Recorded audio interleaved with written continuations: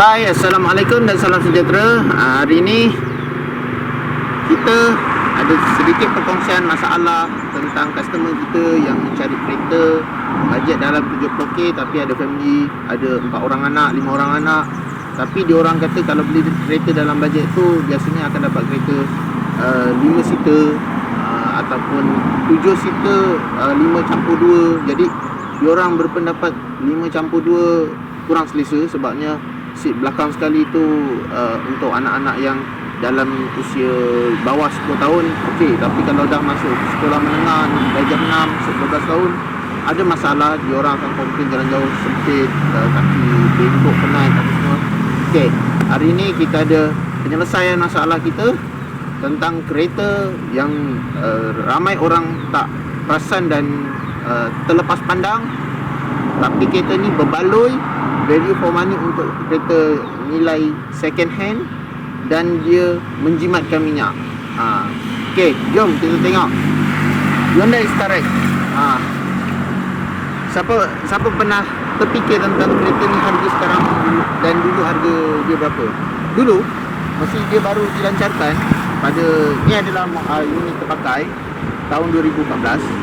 Okey, kereta ni masih dikeluarkan dulu harga dalam 145 hingga 155 lah, itu anggaran gitu. Dan masa dikeluarkan dulu kereta ni adalah kereta full import baru, bukan kereta recon. Jadi dari segi waranti, dia punya part-part dia semua 5 tahun jaminan, 300,000 km. Yang paling seronok adalah kereta ni kita nak cerita harga sekarang. Ni buka terus harga. Hari tu bos kita nak cerita tentang harga, saya dah bincang dengan bos, dah ronding dengan bos. Hari tu dia buka 70k. Tapi sekarang dia kata untuk Merdeka sale punya, dia open untuk kita orang, dia bagi tahu harga 63,888 harga body untuk kereta yang baru berusia 6 tahun ni, masih boleh buat pinjaman 7 hingga 9 tahun. Bergantung pada dokumen customer kita. Kita tengok apa yang kita akan dapat dengan nilai 70k dengan saiz anak gajah ni, besar betul. Hari tu ada orang tanya saya, mesti saya ada buat review satu tentang Starex baru. Ada orang mencari dalam bajet 100,000 ke bawah. Ini antara salah satu yang boleh kita ketengahkan lah. Jom kita tengok satu-satu dia punya spek utama dia. Okey, model ni dilancarkan pada tahun 2014. Model ni dah facelift. Kalau model sebelum tu dia muka grill depan dia kosong. Yang sekarang ni dia dah chrome. Okey, dia punya bumper hadapan dia pula, model ni dah dilengkapi dengan front sensor untuk kereta 2014 ni. Dan dia ada lining chrome kat bawah dia. Kereta ni, maaf kereta ni sedikit kotor sebabnya kita cuma nak buat review je. Kalau in case kalau customer ada yang berminat, kita akan baik boleh dan cantik sedia color. So dia punya, kalau kita tengok dia punya muka depan dia, number plate ni semua running, dapat semua ikut. Dia punya bawah ni semua dah chrome. Kalau kita tengok, abang yang kita tengok sikit, bawah ni semua dah chrome, lining chrome semua dah ada. Dia punya front grill dia pun dah chrome. Okey, dia punya lampu dia masih original dan clear lagi. Dia tak kuning, tak apa. Okey, kita tengok sudut samping. Okey, sudut samping kita ni ni adalah sport rim original dia, Hyundai original. Okey, tayar dia pakai tayar Continental. Saiz 215/75 R16. Sport rim original memang saiz 16. Okey, dari segi dia, side dia ni original lagi, belum ada apa-apa buat ke repair. Condition body masih cantik. Cumanya biasa kereta used car, orang dah pakai, cat agak kadang kalau sikit apa semua, tak apa, jangan risau, polish, kita polish siap semua. Okey, so kita belakang. Okey, apa yang kita dapat untuk sudut belakang ni, kereta ni dilengkapi dengan kamera reverse. Dan model ni Dia punya bumper dia lain. Dia bukan kosong punya. Yang ni dia punya bumper dia dah siap dengan kira apa custom lah. Diorang dulu ada satu model diorang keluarkan tahun 2014 tu memang dah siap. Dengan yang variant sebelum tu dia masih apa kosong. Yang ni semua dia dah ada bentuk apa semua, dah cantik dah.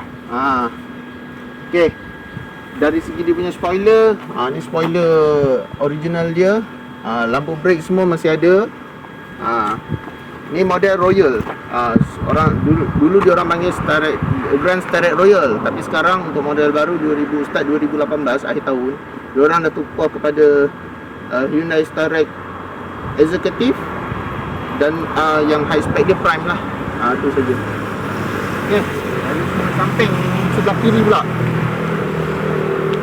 Dia punya kereta ni lupa. Kadang ada orang tak perasan kereta ni menggunakan enjin diesel. So untuk owner asal ni dia dah letak stiker diesel sebabnya dia takut tersalah isi lah. Biasalah kita sendiri as a owner pun kadang kita boleh lupa kalau kita baru beli kereta tu kan. And then dari sudut samping sisi dia, tengok body kit dia masih cantik, tak ada pecah, tak ada apa. Lepas tu kita punya cermin sisi pun masih original. Ni visor, door visor dia bagi sekali. Ni masih ada. So kalau parking dekat tengah panas apa semua, boleh turun tingkap sikit.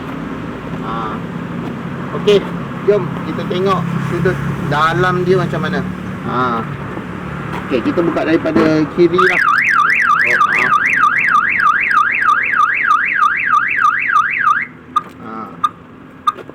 Okey, ni sudut kiri kereta ni. Kapet dalam original Hyundai. Model dulu dia dilengkapi dengan kapet percuma daripada Hyundai. Ni adalah reka dalaman dia lah. Okey, kita tengok dia punya aircon console dia ni. Dia dah dapat finishing yang kira macam water transfer untuk carbon lah. So memang smart. Dia kiri kanan semua dah ada. Yang dekat dashboard dia, yang cover atas ni semua dah ada. Radio entertainment dia original Pioneer. Dia dah pakai original Pioneer. Lepas tu dia punya tempat side step. Side step dah Starrett. Dia ada lampu siap semua. Malam memang cantik. Okey, kita tengok bahagian tengah dia. Ramai orang terfikir masalah kereta kecil kan, bajet dalam 70,000, duit tak banyak, tapi nak keluar kereta yang boleh bawa ramai orang. Ni antara salah satu kelebihan utama dia. Okey, jom kita tengok. Okey, untuk bahagian belakang pula, owner asal dah mengubah. Untuk seat tengah dia dah ada headrest. Kalau original memang tak ada headrest. Owner dah keluar modal untuk tukar headrest. Jadinya kalau nak bawa memang fully 11 orang, tak ada masalah untuk kereta ni. Kereta ni boleh memuatkan 11 orang penumpang. Kalau nak tahu muat tak muat, boleh tengok saya punya channel, saya punya video yang lepas. Saya ada ceritakan tentang Starrett Prime. Dan dia punya side step ni pun dah ada emblem Starrett dan chrome lah. Dia punya side step tepi ni. Okey, kita tengok. Ni dia punya display. Saiz berukuran dalam 8 inci. Dan dia punya untuk zaman tu cukup saiz tu. Dan kalau kita nak masuk pun, jap kita tengok boleh masuk tak masuk. Kalau kita tak lipat yang tengah, kita lalu putih. Okay. Ni untuk second row dia. Third row.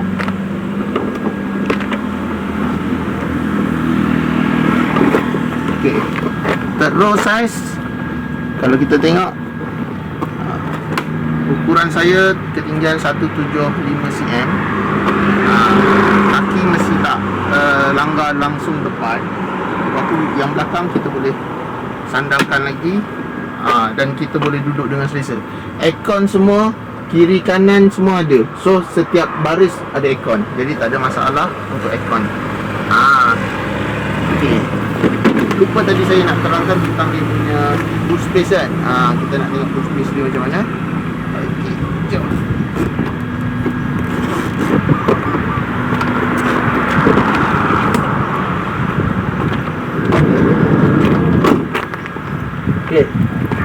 kita tengok boot space dia. Ni boot space dia.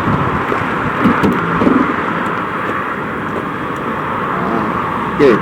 Orang kata boot space tak ada. Bukan masalah sebenarnya.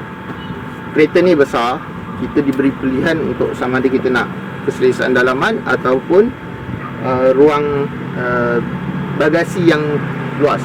Okey, kalau kita tak bawa ramai orang, boleh buka.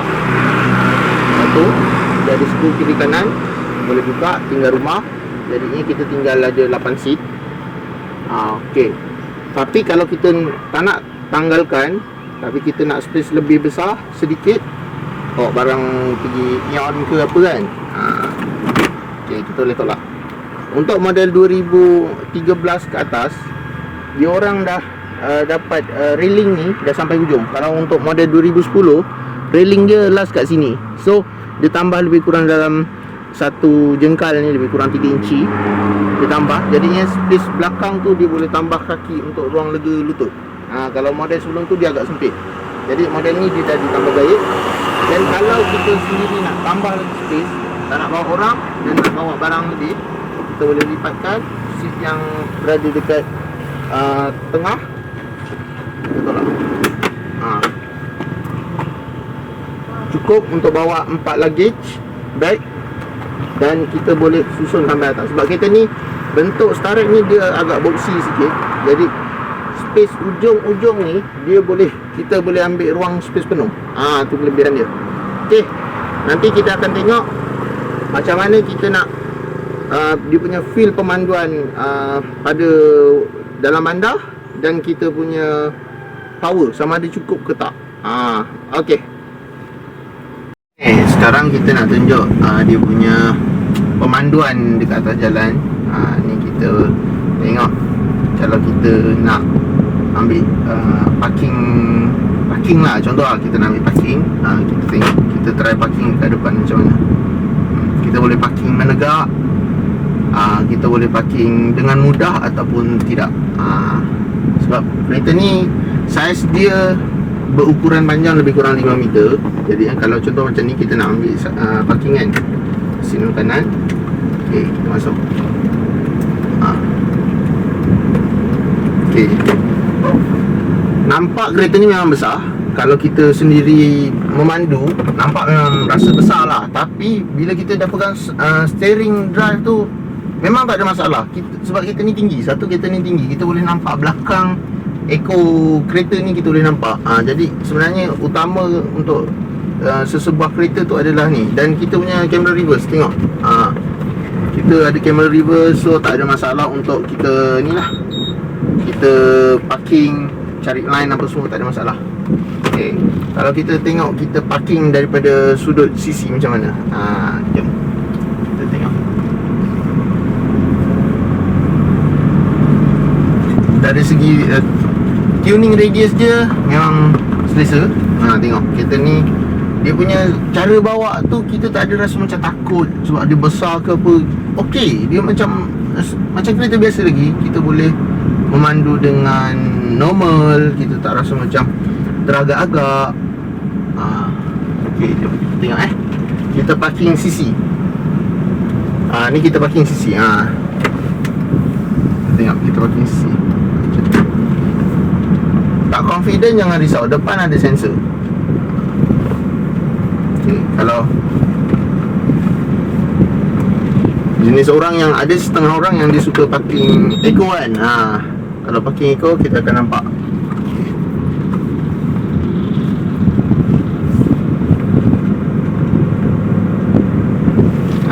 Kita betul-betul atas kotak line. Nampak? Kita betul-betul atas kotak line. Dan kategori kereta ni walaupun besar, lebar, tapi masih mudah sebabnya satu kereta tinggi. Yang penting kalau kereta besar macam ni, kalau rendah sebab tak, kenapa kalau kita tengok kereta-kereta bersaiz ukuran macam ni, macam Velfire, Alphard, mesti tinggi. Kalau dibuat rendah memang agak menyukarkan lah. Like macam kalau kita tengok macam Mercedes kan, kereta Mercedes S-Class apa semua, BMW 7 Series, bila dia lebar dan panjang, dia mesti ada bantuan untuk parking. Sebabnya kereta dah besar tapi dia rendah, kita tak boleh nak agak. Okay, Ni kita nak tengok dia punya kira accelerate dia lah, macam mana dia punya power, dia punya respon. Okay, sekarang kita nak tunjuk dia punya respon, accelerate dia ataupun pick up dia pergi macam mana. Sebab enjin dia turbo diesel VGT, horsepower dalam 177, torque dia dalam 380. Okay, 1, 2, 3. Tu dia punya power cukup kuat sebabnya dia diesel. Dengan dia dia pakai VGT turbo, jadinya kurang lag pada RPM bawah. Dan dia punya respon dia, kita akan rasa dia macam enjin NT. Tu lebih VGT punya lah, dia kurang lag. Dengan susunan gearbox dia yang cantik. Kereta ni walaupun MPV besar macam ni, kereta ni dah dilengkapi dengan 5 speed gearbox. Jadinya untuk pemanduan memang lancar. Tengok, ni jalan memang betul-betul ruang kecil. Kita tengok macam mana dia ambil side. Memang kereta ni panjang, tapi sebabkan dia tinggi, kita tak ada masalah. 5 meter punya ukuran tau.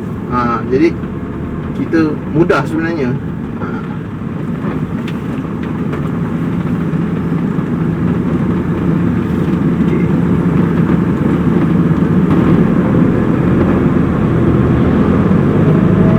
Dari segi dia punya kereta ni juga lupa saya terangkan, dia dah ada dilengkapi dengan Shiftronic. Kira macam kereta ni boleh jadi part time manual lah.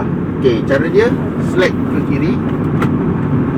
Sekarang dia dalam gear 3, dia akan ada dekat dia punya meter dia akan tulis gear 3. Tolak gear 4, dia akan sampai gear 5 lah. Tapi ni dalam kelajuan bandar rata-rata. Jadi bila RPM dalam kelajuan macam ni, RPM rendah, sangat membantu untuk pemanduan hari-harian. Sebabnya bila RPM dia rendah, minyak dia jadi jimat. Satu lagi dia punya power respon cukup. Dia tak ada kita rasa berat. Itu sebenarnya yang penting untuk enjin kereta-kereta besar ni. Ada orang kadang komplain kereta MPV biasa nak memotong, takut enjin mengaung tapi tak pergi. Tapi kalau untuk sebab itulah kenapa kereta MPV yang bersaiz besar macam ni kebanyakan menggunakan enjin diesel. Contoh macam Hyundai Starex ni ataupun Kia Carnival, dia menggunakan enjin diesel. Sebabnya satu, nak menjimatkan bahan api. Kedua, respon untuk kita memecut tu tinggi sebab torque yang dihasilkan ataupun kilasan pick up dia tu tinggi untuk gerakkan kereta seberat lebih kurang 2 tan lebih ni. Ni dalam pemanduan bandar, memang kereta ni boleh dikatakan sangat tinggi. Even nak dibandingkan dengan Nissan pickup pun, kita boleh nampak atas bumbung dia. So dia punya feel pemanduan tu kita lebih confirm dan tak berapa nak gayat lah. Okay, bunyi ada kabin kereta untuk model Hyundai ni memang agak kedap. Kita boleh dengar sendiri bunyi dekat luar pun kurang. Walaupun belakang ada ambulans ambulans, siren ambulans, dia tak memekik ataupun bergelombang kuat lah. Arus tu dia, kita masih boleh dengar lembut lah. Kita bagi dia laluan dulu.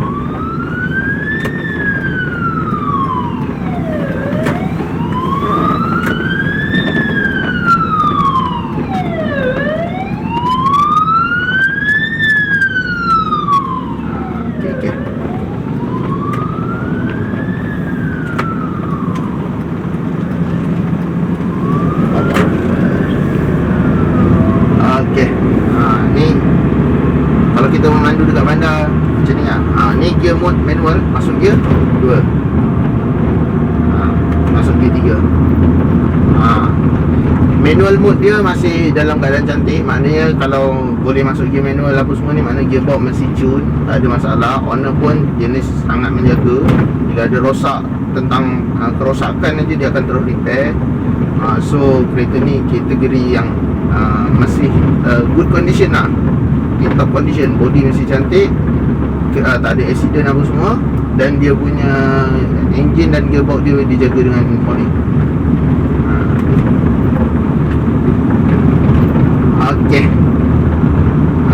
Jangan lupa like serta subscribe channel NM Automotive ni, serta boleh beri pandangan dan pendapat. Kita akan baik pilih kita punya cara penyampaian dan kita punya cara berinteraksi. Yang penting kalau ada suggestion ataupun ada cadangan untuk channel ni ditambah baik, boleh komen di bawah. Jangan lupa subscribe dan support kita orang, supaya kita lebih lebih suka berkarya tentang otomotif ni. Okay, bye.